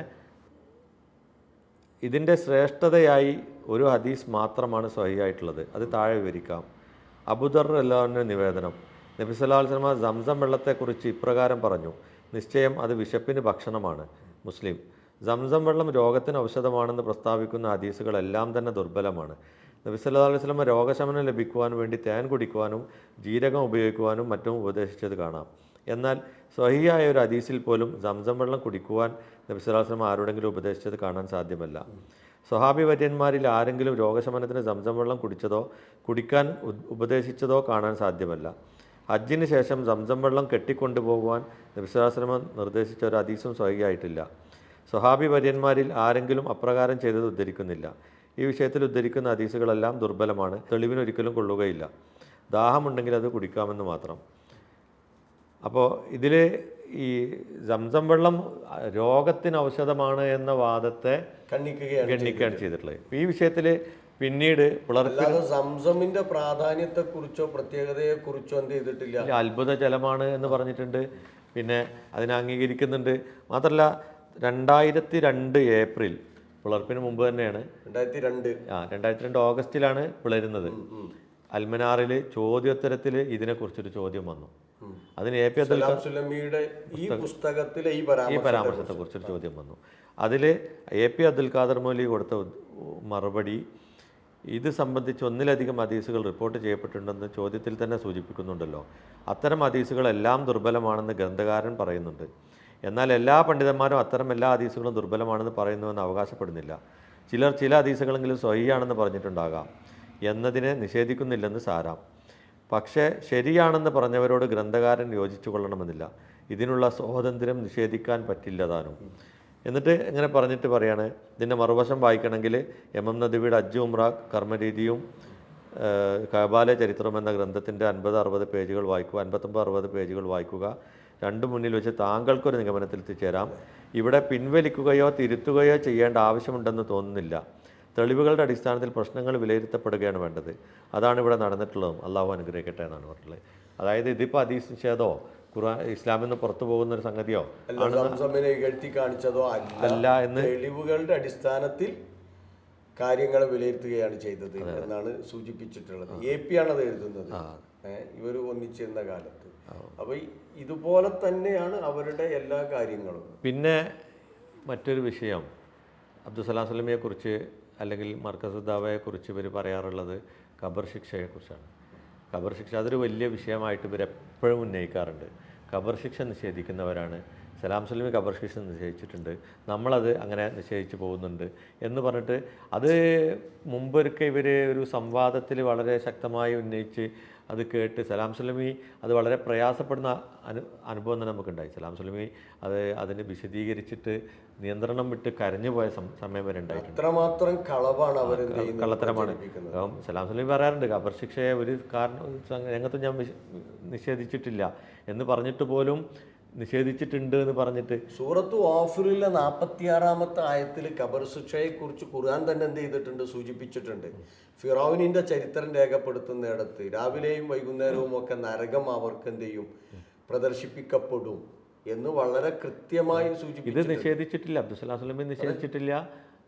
ഖുർആനിലുള്ളൊരു കാര്യം അബ്ദുസ്സലാം സ്വലമി നിഷേധിച്ചു എന്ന് പറഞ്ഞാൽ ഇതിലും വലിയ ദുരാരോപണങ്ങൾ ഉന്നയിച്ച് അതൊരു വളമാക്കി അതിൽ വളരാൻ ശ്രമിക്കുന്ന ഒരവസ്ഥയാണ് ഇവർക്കുള്ളത്. ഇപ്പൊ സലാം സ്വലമിയുടെ ഈ വിഷയം അവർ ഉന്നയിക്കാറുള്ളത് മയ്യത്ത് സംസ്കരണ മുറകൾ എന്ന അദ്ദേഹത്തിൻ്റെ പഴയ, അതും ഈ പറയുന്നത് പോലെ പിളർപ്പിൻ്റെ എത്രയോ കാലങ്ങൾക്ക് മുമ്പ് ഇറങ്ങിയ ഒരു പുസ്തകമാണ്. അതിലെ ആ പരാമർശം ഞാനൊന്ന് വായിക്കാം. എന്താണ് സലാം സ്വലമി ഖബർ ജീവിതത്തെക്കുറിച്ച് പറഞ്ഞത്? മനുഷ്യൻ മരണപ്പെട്ടത് മുതൽ പരലോകത്ത് വെച്ച് പുനർജീവിപ്പിക്കപ്പെടുന്നത് വരെയുള്ള അവസ്ഥയെയാണ് ഖബർ ജീവിതം എന്നതുകൊണ്ട് വിവക്ഷിക്കപ്പെടുന്നത്. അഗ്നി കൊണ്ട് ചുട്ട് ജഡത്തെ ഭസ്മമാക്കി സമുദ്രത്തിൽ ഒഴുക്കപ്പെടുന്നവർ, ജഡത്തെ മത്സ്യവും പല്ലികളും തിന്ന് നശിപ്പിക്കുന്നവർ, ജഡത്തെ ഭദ്രമായി സൂക്ഷിക്കപ്പെടുന്നവർ, ഇവർക്കെല്ലാം തന്നെ ഖബർ ജീവിതമുണ്ടെന്ന് പരിശുദ്ധ ഖുർആൻ വ്യക്തമാക്കുന്നുണ്ട്. എല്ലാവർക്കും ഖബറിൽ കൊണ്ടുപോയി മറവ് ചെയ്ത ആൾക്ക് മാത്രമല്ല, അല്ലാത്തവർക്ക് പോലും എങ്ങനെ മരണപ്പെട്ടവർക്കായാൽ പോലും ഖബർ ജീവിതമുണ്ട്. ജീവിതം അല്ലെങ്കിൽ ബർസഖ് എന്ന് പറയുന്നത്. എന്നിട്ട് അള്ളാഹു പറയുന്നത് സൂറത്ത് അബസ 21, 22, അനാം 93 ഇതൊക്കെ ഉദ്ധരിച്ചുകൊണ്ട് സലാം സലമി പറയാണ്, ഇമാം ബുഖാരി നൽകിയ അർത്ഥമാണ് ഞാൻ ആയത്തിന് നൽകിയിട്ടുള്ളത്. മരണത്തോടു കൂടി തന്നെ നേരിയ ഒരു തരം ശിക്ഷ അനുഭവപ്പെട്ടു തുടങ്ങുമെന്ന് ഈ ആയത്ത് വ്യക്തമാക്കുന്നു. ഖബറിലെ ശിക്ഷയെ സ്ഥിരപ്പെടുത്താൻ ഇമാം ബുഖാരി ഈ ആയത്ത് ഉദ്ധരിച്ചിട്ടുണ്ട്. ഖബറിലെ ശിക്ഷയെ സ്ഥിരപ്പെടുത്തുന്നതിന് അങ്ങനെ പറഞ്ഞേ. അതുപോലെ തന്നെ സൂറത്തുൽ മുഅ്മിനിൻ്റെ 45-ാമത്തെ ആയത്ത്, ആലിമ്രാൻ 169, 171 ഇങ്ങനെയൊക്കെ വിശദീകരിച്ചതിന് ശേഷം ഖബർ ജീവിതത്തിൽ അനുഭവപ്പെടുന്ന ആത്മീയമായ അനുഭൂതിയാണ് അള്ളാഹു ഇവിടെ വിശദീകരിക്കുന്നത്. ഈ അനുഭൂതി എല്ലാ സത്യവിശ്വാസികൾക്കും ഉണ്ടായിരിക്കുന്നതാണ്. ഹദീസുകളും ആയത്തിൻ തന്നെ അവസാന ഭാഗവും ഈ യാഥാർത്ഥ്യം വ്യക്തമാക്കുന്നുണ്ട്. ചുരുക്കത്തിൽ ആത്മാക്കൾക്ക് അനുഭവപ്പെടുന്ന ഇത്തരത്തിലുള്ള അനുഭൂതികളാണ് ഖബറിലെ ശിക്ഷാരക്ഷ എന്നതുകൊണ്ട് ഉദ്ദേശിക്കപ്പെടുന്നത്. പരലോകത്ത് വരുമ്പോൾ ഉറക്കത്തിൽ നിന്ന് ആരാണ് ഞങ്ങൾ ഉണർത്തിയത് എന്ന ചോദ്യം ഈ പറഞ്ഞതിനെതിരാവുന്നില്ല. ഉറക്കിൽ മനുഷ്യനെ ഭയപ്പെടുത്തുന്ന സ്വപ്നങ്ങളും നല്ല സ്വപ്നങ്ങളും ദർശിക്കാറുണ്ടല്ലോ. ഭീകര സ്വപ്നങ്ങൾ ദർശിച്ചുകൊണ്ടിരിക്കുന്ന ഒരു വ്യക്തിയെ അവൻ്റെ ഉറക്കിൽ നിന്ന് വിളിച്ചു ഉണർത്തി എന്ന് വിചാരിക്കുക. അവൻ എഴുന്നേറ്റ് നിന്ന് ആരാണ് എന്നെ ഉറക്കിൽ നിന്ന് വിളിച്ചുണർത്തിയതെന്ന് ചോദിച്ചാൽ അവൻ ഉറക്കിൽ ഭീകര സ്വപ്നങ്ങൾ ഒന്നും തന്നെ ദർശിച്ചിട്ടില്ല എന്ന് വരികയില്ലല്ലോ. ഇതുപോലെ തന്നെയാണ് മറുവശവും. ഇങ്ങനെ ഒരു സ്വപ്നത്തിനോട് ഉപമിച്ചതുകൊണ്ടാണ് ഇതിൽ സലാം സലമി ഇത് നിഷേധിച്ചു എന്ന് പറയുന്നത്. അല്ല, സലാം സുലമി അവിടെ നിഷേധിക്കുകയല്ലല്ലോ, സമർത്ഥിക്കുകയാണ് ചെയ്യുന്നത്. ആ അനുഭവം കൃത്യമായി ഉണ്ടാവുന്നതാണ്. സൂറത്തു യാസീനിലെ മൻ ബഅസനാ മിൻ മർഖദിനാ ഹാദാ മാ വഅദ റഹ്മാൻ വസദഖൽ മുർസലൂൻ എന്ന ആയത്ത് കൊണ്ട് ഈ ഖബർ ശിക്ഷ എന്ത് ചെയ്യാൻ പറ്റൂല, നിഷേധിക്കാൻ പറ്റൂല എന്നാണ് സലാം സുലമി അവിടെ പറയുന്നത്. പക്ഷെ അതെടുത്തിട്ടാണ് ഇവര് നേരെ വിപരീതമായിട്ട്. ഇപ്പോൾ ഈ ആ ഒരു പശ്ചാത്തലത്തിൽ ഇവരുടെ തന്നെ നേതാവായ ആരിസ് ഇബ്നു സലീമിൻ്റെ ഒരു പ്രസംഗം നമ്മളൊന്ന് കേൾക്കാം. ഈ വിഷയത്തിൽ ഈ സലാം സുല്ലമി ഇതിൽ പറഞ്ഞതിൽ നിന്ന് എന്താണ് വ്യത്യസ്തമായി ആരിസ് ഇബ്നു സലീം പറഞ്ഞിട്ടുള്ളത്? ഇതേ നിലപാട് വിശദീകരിക്കും. അതൊന്നും നമ്മൾ കേൾക്കാം. മരണമെന്ന് പറഞ്ഞാൽ വല്ലാഹു യതവഫൽ അൻഫുസ ഹീന മൗതിഹാ വല്ലതീ ലം തമുത് ഫീ മനാമിഹാ. വല്ലാഹു യതവഫൽ അൻഫുസ ഹീന മൗതിഹാ. മരിക്കുന്ന മനുഷ്യന്റെ ആത്മാവിനെ മരിക്കുമ്പോൾ അള്ളാഹു എടുത്തുകൊണ്ടുപോകും. മരിക്കാത്തവന്റെ ആത്മാവിനെയും അള്ളാഹു എടുക്കും. മരിക്കാത്തവന്റെ ആത്മാവിനെയും അള്ളാഹു പിടികൂടും. എപ്പോൾ? ഫീ മനാമിക, ഉറക്കത്തിൽ. അപ്പോൾ ഉറക്കം സമം മരണം. എന്തെല്ലാം ചോദ്യങ്ങൾക്ക് ഇതിൽ ഉത്തരമുണ്ടെന്നറിയ നിങ്ങൾ. ഞാൻ കഴിഞ്ഞൊരു ദിവസം എന്റെ മോളെ ഡോക്ടറെ കാണിക്കാൻ വേണ്ടി ഒരു ഡോക്ടർ ക്ലിനിക്കിൽ നിൽക്കുമ്പോൾ അല്പം പ്രായമായ ഒരാൾ എന്നോടൊരു ചോദ്യം ചോദിച്ചു. അതാണ് അടുത്ത ചോദ്യം. എന്താണ് അയാൾ ചോദിച്ച ചോദ്യം എന്നറിയോ? ഞാൻ നിങ്ങളെ പ്രസംഗം കേൾക്കാറുണ്ട്, പ്രഭാഷണങ്ങൾ കേൾക്കാറുണ്ട്, ഒക്കെ കേൾക്കാറുണ്ട്. പക്ഷെ എനിക്ക് ഇതുവരെ തീരാത്ത ഒരു സംശയമുണ്ട്. അപ്പൊ എന്താ സംശയം എന്ന് ചോദിച്ചു. അപ്പോൾ പറഞ്ഞു, മരിച്ച് മനുഷ്യനെ ഖബറിൽ വെച്ച് കഴിഞ്ഞാൽ ഒരു 10 or 60 ദിവസം കഴിയുമ്പോഴേക്കും ആ മനുഷ്യൻ മണ്ണോട് ചേരും. പുഴുക്കൾ അരിച്ച് മാംസമൊക്കെ തിന്ന് മണ്ണ് വെറും മണ്ണായി തീരും. നമ്മളും കണ്ടതാണ്, എവിടെയെങ്കിലും ഒരു ചത്ത എലി എവിടെയെങ്കിലും കിടക്കുന്നുണ്ടെങ്കിൽ ആ ചത്ത എലി കിടന്ന സ്ഥലത്ത് കുറച്ച് ദിവസങ്ങൾ കഴിഞ്ഞാൽ കുറച്ച് അസ്ഥി കൂടുണ്ടാവും, അത് കഴിഞ്ഞാൽ കുറച്ച് മണ്ണ് മാത്രമേ ഉണ്ടാവൂ. മണ്ണാവും, പൂർണ്ണമായിട്ട് മണ്ണാവും, പൂർണ്ണമായും മണ്ണാവും.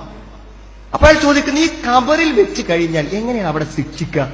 അവിടെ എങ്ങനെ മലക്ക് വരിക? അവിടെ എങ്ങനെ നമ്മളെ മർദ്ദിക്കുക? എങ്ങനെ ചോദ്യം ചെയ്യുക? ഇത് മാത്രം എനിക്ക് മനസ്സിലാവുന്നില്ല. അപ്പൊ ഞാൻ അദ്ദേഹത്തോട് പറഞ്ഞു, അത് നിങ്ങൾക്ക് വിശ്വാസമില്ലെങ്കിൽ ബാക്കിയൊന്നും നിങ്ങൾ വിശ്വസിച്ചിട്ട് കാര്യമില്ല. അദ്ദേഹത്തോട് മറുപടി പറഞ്ഞപ്പോൾ ഞാൻ ഈ ഖുർആനിലെ വചനം പറഞ്ഞു, ഉറക്ക് സമം മരണം. ഞാൻ അദ്ദേഹത്തോട് പറഞ്ഞു, നാളെ രാവിലെ നിങ്ങൾ ഉറക്കമുണർന്ന് രാവിലെ നിൽക്കുമ്പോൾ നിങ്ങൾക്കൊരു ഫോൺ വന്നു. എന്താണ് ആ ഫോണിലുള്ളത്? നിങ്ങളുടെ കല്യാണം കഴിച്ചു പോയ നിങ്ങളുടെ ഒരു മകളുടെ ഫോണാണ്. ഫോൺ എടുത്തു നോക്കുമ്പോൾ ഫോണിൽ ചോദ്യം, ഭർത്താവ് ഗൾഫിലാണ്, അതുകൊണ്ട് ഞാനും കുട്ടികളും മാത്രമല്ലേ ഉപ്പ ഇവിടെ ഉള്ളൂ. ഞങ്ങളുടെ മുറ്റത്ത് വീടിന്റെ ഏറ്റവും സൈഡ് ഭാഗത്തായി ഒരു 10 തലയുള്ള ഒരു പാമ്പിനെ കണ്ടു. ഞങ്ങൾ പേടിച്ചിരിക്കുകയാണ്. അപ്പൊ നിങ്ങൾ എന്തു പറയും? ഞാനത് ചോദിക്കണം, നിങ്ങൾ എന്ത് പറയും? അദ്ദേഹം പറഞ്ഞു, മോളെ 10 തലയുള്ള പാമ്പ് ഒരിക്കലും ഉണ്ടാവില്ല. 10 തലയുള്ള പാമ്പ് ഒരിക്കലും ഉണ്ടാവില്ല. അത് നീ അസത്യമാണ് പറയുന്നത്. അത് നീ പറയുന്നത് ശരിയല്ല. നീ ഒന്നും കൂടെ ശ്രദ്ധിച്ച് നോക്ക്, ദൂരെ നിന്ന് മാറി നോക്ക്. 10 തലയുള്ള സർപ്പം ഒരിക്കലും ഉണ്ടാവുകയില്ല. എന്തല്ലേ നിങ്ങൾ പറയൂ? എന്നാൽ നിങ്ങൾ ഇന്ന് രാത്രി ഉറങ്ങി ഉറക്കം നന്നായി ഉറങ്ങിക്കഴിഞ്ഞപ്പോൾ നിങ്ങൾ സ്വപ്നം കണ്ടു. എന്ത്? 10 തലയുള്ള ഒരു മൂർഖൻ നിങ്ങളുടെ മുന്നിൽ നിൽക്കുന്നത് സ്വപ്നം കണ്ടു. അപ്പൊ നിങ്ങൾ എന്താ പറയാ? 10 തലയുള്ള മൂർഖൻ ഉണ്ടാവില്ല എന്ന് പറയോ? നിങ്ങളത് വിശ്വസിക്കും, നിങ്ങൾ പേടിക്കും, ചിലപ്പോ നിലവിളിക്കും, ചിലപ്പോ ഞെട്ടി ഉണരും, ചിലപ്പോ ഓടും. എന്തുകൊണ്ടാ? രാവിലെ ഫോൺ വന്നപ്പോൾ ഉണർന്നിരുന്നപ്പോൾ 10 തലയുള്ള മൂർഖൻ ഉണ്ടാവില്ലെന്ന് പറഞ്ഞ നിങ്ങൾ എങ്ങനെയാണ് ഉറങ്ങിക്കഴിഞ്ഞപ്പോൾ അത് അംഗീകരിച്ചത്? അപ്പോൾ വീണ്ടും അദ്ദേഹം എന്നോട് ചോദിച്ചു, ഖബറിൽ ശിക്ഷയുണ്ടെങ്കിൽ ശിക്ഷിക്കാൻ ശരീരമില്ലല്ലോ, ശരീരം ദ്രവിച്ചു പോയില്ലേ? അപ്പോൾ ഞാൻ അദ്ദേഹത്തോട് വീണ്ടും ചോദിച്ചു, നിങ്ങൾ ഇന്നു രാത്രി മറ്റൊരു സ്വപ്നം കാണുകയാണ്, നിങ്ങൾ മക്കയിലേക്ക് ഉംറ നിർവഹിക്കാൻ വേണ്ടി പോവുകയാണ്. അപ്പൊ നിങ്ങൾ പോകണം, ഉറക്കത്തിലെ കാണുന്നത്. അപ്പൊ ഉംറ നിർവഹിക്കാൻ വേണ്ടി പോകുമ്പോൾ പാസ്പോർട്ടും പിടിച്ച് നിങ്ങൾ എന്ത് ചെയ്യുന്നു? എയർപോർട്ടിന്റെ ക്യൂവിൽ നിൽക്കുന്നു. ആ നിൽക്കുന്നത് ആരാണ്? ആ നിൽക്കുന്ന വ്യക്തി ആരാണ്? നിങ്ങളല്ലല്ലോ. നിങ്ങൾ നിങ്ങളുടെ ബെഡ്റൂമിൽ ഉറങ്ങല്ലേ? നിങ്ങളല്ലല്ലോ. വിമാനത്തിൽ ഒരു സീറ്റിൽ സീറ്റ് ബെൽറ്റ് ഇട്ട് ഇരിക്കുന്നു, അതാരാ? നിങ്ങളുടെ ഈ ശരീരമാണോ അവിടെ ഇരിക്കുന്നത്? അല്ലല്ലോ. കഅബക്ക് ചുറ്റും ഒരാൾ നടക്കുന്നു തവാഫ് ചെയ്യാൻ, അതാരാ? നിങ്ങളാണോ? നിങ്ങളല്ലല്ലോ. അപ്പൊ ആ ശരീരം ഏതാണ്? അപ്പൊ നമ്മൾ മരിക്കുക എന്ന് പറഞ്ഞാൽ, നമ്മൾ എന്ന് പറയുന്ന ഒരു വ്യക്തി മെല്ലെ മരണത്തിലേക്ക് പോകും. ഒരു മലക്ക് വരുമെന്നാണ്. എന്നിട്ട് നമ്മളെങ്ങനെ കാണുന്ന ദൂരത്ത് വന്നിരിക്കും. അപ്പൊ നമ്മൾ ആ മലക്കിനെങ്ങനെ കാണും? പിന്നെ മെല്ലെ അടുത്തേക്ക് വരും, നമ്മുടെ ആത്മാവിനെ ചോദിക്കും. നല്ല മനുഷ്യനാണെങ്കിൽ ഒരു കൂജയിൽ നിന്നും വെള്ളം ഒഴിക്കുന്നത് പോലെ നമ്മുടെ ആത്മാവ് സുഖമായി മലക്കിന്റെ കൈകളിലേക്ക് പോകും. മലക്ക് നമ്മയും കൊണ്ട് പോകും, ആത്മാവിനെയും കൊണ്ട് പോകും. പോയിട്ട് ആകാശത്തിന്റെ മുഴുവൻ കവാടങ്ങളും കടന്ന് വീണ്ടും തിരിച്ച് ആ ആത്മാവിനെ തിരിച്ചെത്തിക്കും. എന്നാൽ ചീത്ത മനുഷ്യനാണെങ്കിൽ ഒരു നനഞ്ഞ പഞ്ഞിക്കെട്ടിൽ നിന്നും അത് ഒരു കുളത്തുകൊണ്ട് വലിച്ചെടുക്കുന്ന പോലെ വളരെ പ്രയാസപ്പെട്ടാണ് ആ ആത്മാവിനെ മലക്കുകൾ വിട്ടുകൊടുക്കാത്ത ആത്മാവിനെ പിടിച്ചെടുക്കാൻ വേണ്ടി ശ്രമിക്കാനാണ്. അപ്പൊ ആ അനുഭവം നമുക്കുണ്ടാവും, നമ്മൾ ശരിക്കുണ്ടാവും. അപ്പൊ ഇങ്ങനെ മരിച്ച ആളുകൾ ഇങ്ങനെ കണ്ണ് തുറന്ന് ഇങ്ങനെ കിടക്കും. എന്താ കണ്ണ് തുറന്ന് കിടക്കാൻ കാരണം? അയാളുടെ ആത്മാവ് പോയപ്പോൾ ആ കണ്ണുകൾ ആത്മാവിനെ പിന്തുടർന്നു. പക്ഷെ ആത്മാവ് പോയി കഴിഞ്ഞപ്പോൾ അയാൾക്ക് കണ്ണടക്കാൻ കഴിയുന്നില്ല. ജീവൻ പോയി കഴിഞ്ഞു. ജീവൻ പോയാൽ പിന്നെ വല്ലതും ചെയ്യാൻ പറ്റൂ? പോകുന്നത് നോക്കാൻ അയാൾക്ക് സാധിച്ചു, അതുകൊണ്ട് കണ്ണ് തുറന്നു. പക്ഷെ പോയി കഴിഞ്ഞപ്പോൾ അയാൾക്ക് കണ്ണടക്കാൻ കഴിയുന്നില്ല. അതുകൊണ്ട് കണ്ണുകൾ എന്ത് ചെയ്തു? തുറന്നു തന്നെ കടന്നു എന്നുള്ളതാണ് കാണാൻ പറ്റുന്നത്. അപ്പൊ അത് കഴിഞ്ഞാൽ പിന്നെന്താ അറിയോ? ഖബറിലൊരു ശിക്ഷ നമ്മളുണ്ടാവും. ഉറക്കത്തിൽ എങ്ങനെ നമ്മൾ കാണുന്നുവോ അതേപോലെ നമ്മുടെ ശരീരത്തിനും മനസ്സിനും എല്ലാം ശിക്ഷയും രക്ഷയും അനുഭവിക്കുന്ന പോലെ തോന്നും. ഇപ്പൊ നല്ല മനുഷ്യനാണെങ്കിൽ അവനോട് ഉറങ്ങാൻ പറയും. എന്തൊരു സുഖസുന്ദരമായ ഉറക്കമായിരിക്കും ഉണ്ടായിരിക്കാം. അത് കഴിഞ്ഞ് ലോകം അവസാനിച്ച് മനുഷ്യരെല്ലാവരും പുനർജനിക്കുന്ന സമയത്ത് വീണ്ടും നമ്മുടെ ശരീരത്തെ അള്ളാഹു മണ്ണിൽ നിന്നും പുനർനിർമ്മിക്കും. ഒരു പ്രയാസമില്ല നമുക്ക് വിശ്വസിക്കാൻ. അതറിയോ? ഇപ്പൊ ഒരു 100 കൊല്ലം മുമ്പ് നമ്മളൊക്കെ എവിടെയായിരുന്നു ചോദിച്ചാൽ അതിന്റെ ഉത്തരം ഈ മണ്ണിലായിരുന്നു. ഈ മണ്ണിന്റെ സത്തയിൽ നിന്ന് മാതാപിതാക്കൾ കഴിക്കുന്ന ഭക്ഷണത്തിലൂടെ നമ്മൾ എന്ത് ചെയ്തു? ഒരു ബീജാണുവായി രൂപപ്പെട്ട് മാതാവിന്റെ ഗർഭപാത്രത്തൂടെ പുറത്തു വന്നു. ഇനി സുഹൃത്തുക്കളെ, നിങ്ങൾ ആലോചിച്ച് നോക്കൂ. നിങ്ങൾ ഇത് ഒരു പക്ഷെ 2017 ഇനി ഒരു ലോകം ദീർഘം കിട്ടുകയാണെങ്കിൽ ഒരു 3017 ആകുന്ന ഒരു സമയത്ത് ഈ ഭൂമിയും ആളുകളും നിലനിൽക്കുന്നുവെങ്കിൽ ഞാനും നിങ്ങളും എവിടെയായിരിക്കും? നമ്മൾ ഉണ്ടാവില്ല. നമ്മൾ മണ്ണ്, പൂർണ്ണമായും മണ്ണ്. ഇപ്പൊ എന്റെ അടുത്തുള്ള പള്ളിയിൽ എന്ത് വെച്ചാൽ ഒരാൾ മരിച്ചപ്പോൾ അയാള് ബന്ധുക്കളോട് ഒരു വസിയത്ത് പറഞ്ഞു, ഒരു ആഗ്രഹം പറഞ്ഞു. അതായത് എന്നെ മറവ് ചെയ്യുമ്പോൾ എന്റെ ഉമ്മയുടെ ഖബറിൽ എന്നെ മറവ് ചെയ്യണം. അപ്പൊ അയാൾ മരിച്ചപ്പോൾ എന്ത് വെച്ചാൽ ആ ഉമ്മയുടെ ഖബർ അവരെന്ത് ചെയ്തു? കുറെ വർഷങ്ങളായിട്ട് മരിച്ചുപോയ സ്ത്രീയാണ്. ആ ഖബർ തുറന്ന് നോക്കുമ്പോൾ അതിലൊന്നുമില്ല.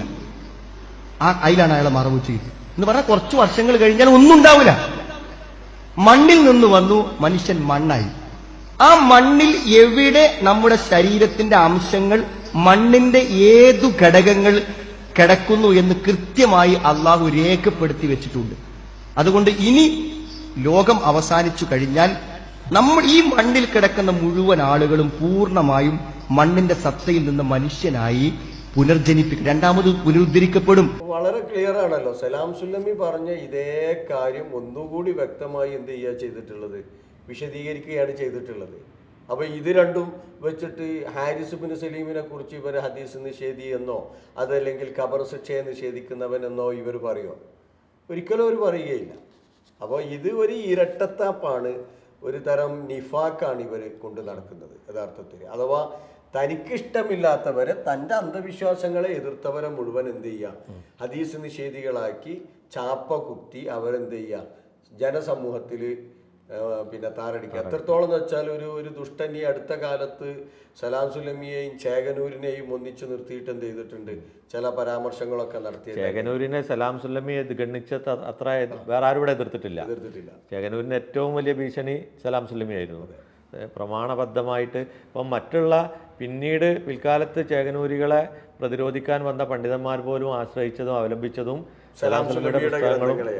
ഇപ്പോൾ നമ്മൾ അവസാനിപ്പിക്കുക. ഇപ്പോൾ കുറേ വിഷയങ്ങളുണ്ട്, നമുക്ക് ഇൻഷാ അല്ലാഹ് അടുത്ത എപ്പിസോഡുകളിലായിട്ട് ഈ കാര്യങ്ങളും വിശദീകരിക്കാം. അപ്പോൾ അതിൽ അവസാനമായിട്ട് നമ്മൾ മുമ്പ് ഉദ്ധരിച്ചതാണ്, അബ്ദുസ്സലാം സ്വലമി ജീവിതത്തിൽ ഒരിക്കലെങ്കിലും മലക്കുകളോ ജിന്നുകളോ ഞങ്ങളെ സഹായിച്ചു എന്നൊരാൾ വിശ്വസിച്ചാൽ അത് ശിർക്കാണ് എന്ന് പറഞ്ഞു എന്ന് പറഞ്ഞിട്ട് ഒരു സംവാദത്തിൽ, ഒരു വൈജ്ഞാനിക ചർച്ചയിലും ഉയർത്തിപ്പിടിച്ചിരുന്നു. നമ്മൾ ആ പുസ്തകം തന്നെ എടുത്തിട്ട് ആ പുസ്തകം അതിനെ എതിർക്കാൻ വേണ്ടി നമ്മൾ ആവശ്യപ്പെടുമ്പോഴോ ജിന്നുകളോ മലക്കിനോ അവരുദ്ദേശിക്കുമ്പോഴോ നമ്മളെ സഹായിക്കാൻ കഴിയുമെന്ന് വിശ്വസിച്ചാൽ ശിർക്കാണ് എന്നാണ് അദ്ദേഹം അത് സമർത്ഥിക്കുന്നത്, പുസ്തകത്തിലുടനീളം സമർത്ഥിക്കുന്നത്.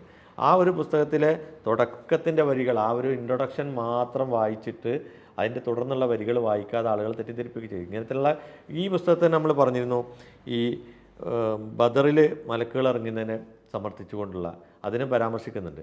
അത് നിഷേധിച്ചു എന്നാണ് ഇവരെപ്പോഴും പറയാറുള്ളത്. ബദറിൽ മലക്കുകൾ ഇറങ്ങിയതിനെ നിഷേധിച്ചിട്ടുണ്ട് സലാം സുലമി, അല്ലെങ്കിൽ മർക്കസ് ദാവക്കാർ ബദറിൽ മലക്കുകൾ ഇറങ്ങിയതിനെ നിഷേധിക്കുന്നു എന്നുള്ള കളവ്, ഈ കളവുകളുടെ കൂട്ടത്തിൽ അങ്ങനെ ഒരു കളവ് പറയാറുണ്ട്. അത് രണ്ടും ഇതിൻ്റെ ഒന്നാമത്തെ പേജിൽ തന്നെ സലാം സുലമി വളരെ വ്യക്തമാക്കുന്നുണ്ട്. അപ്പോൾ ഇത്തരത്തിലുള്ള കുറേ വിഷയങ്ങൾ, ഇനിയും കുറേ കാര്യങ്ങൾ സലാം സുലമിയെ കുറിച്ചിട്ടും മർക്കസ് ദാവയെ കുറിച്ചിട്ടും ഹദീസ് നിഷേധം എന്ന പേരിൽ ഇവർ ഉന്നയിക്കുന്ന കുറേ വാദങ്ങളുണ്ട്. അത് ഇൻഷാ അല്ലാഹ് നമുക്ക് തുടർന്നുള്ള എപ്പിസോഡുകളിൽ വിശദീകരിക്കാം. ഇൻഷാ അല്ലാഹ് ഇത് ഇവിടെ അവസാനിപ്പിക്കുകയാണ്. അപ്പം കാര്യം വളരെ കൃത്യമായി സത്യസന്ധമായി ഗ്രഹിക്കുക എന്നതാണ് നമ്മൾ ചെയ്യേണ്ടത്. ചില താടി വെച്ച ആളുകൾ പറയുമ്പോഴേക്കും അതൊക്കെ സത്യമാണ്, സലാം സുലമി അങ്ങനെ പറഞ്ഞിട്ടുണ്ട്, അല്ലെങ്കിൽ കേന്ന മർക്കസ് ഇങ്ങനെ പറഞ്ഞിട്ടുണ്ട്, അത് ഹദീസ് നിഷേധമാണ് എന്ന് പറഞ്ഞ് സോഷ്യൽ മീഡിയയിലും മറ്റും ചാടി വീഴുന്ന പ്രിയപ്പെട്ട സഹോദരന്മാർ കാര്യങ്ങളെക്കുറിച്ച് കൃത്യമായി ഒന്ന് ബോധ്യപ്പെട്ടതിന് ശേഷമേ ഇത്തരത്തിൽ എന്ത് ചെയ്യാറുള്ളൂ, പ്രതികരിക്കാൻ പാടുള്ളൂ. ഇല്ലെങ്കിൽ പലപ്പോഴും നിങ്ങളുടെ അമലുകൾ നഷ്ടപ്പെട്ടു പോകാൻ അതെന്ത് ചെയ്യും, കാരണമായി തീരും, മുഫിലിസായി തീരും. നോമ്പും സക്കാത്തും ഹജ്ജും ഉംറയും നമസ്കാരവും തൗഹീദൊക്കെ ഉണ്ടാവും. പക്ഷേ ഈ തലത്തിൽ മറ്റുള്ളവരെ പരിഹസിക്കുകയും മറ്റുള്ളവരെ ആക്ഷേപിക്കുകയും കുറ്റപ്പെടുത്തുകയും അവർ ചെയ്യാത്ത കാര്യങ്ങൾ, ഇസ്ലാമിൻ്റെ അടിസ്ഥാന തത്വങ്ങൾക്ക് പോലും എതിരായി പ്രവർത്തിച്ചു എന്ന് കളവ് പ്രചരിപ്പിക്കുകയും ചെയ്താൽ നിങ്ങൾ നാളെ പരലോകത്തിലെത്തുമ്പോൾ മുഫ്ലിസായി തീരുമെന്ന ഒരു ബോധം നിങ്ങളെ നയിക്കേണ്ടതുണ്ട് എന്നാണ് സൂചിപ്പിക്കാനുള്ളത്. അതുകൊണ്ട് അള്ളാഹു സത്യമായി കൃത്യമായി മനസ്സിലാക്കി അതനുസരിച്ച് ജീവിതത്തെ ക്രമപ്പെടുത്തി മുന്നോട്ട് പോകാനുള്ള എല്ലാവിധ തൗഫീഖും നൽകി അനുഗ്രഹിക്കുമാറാകട്ടെ.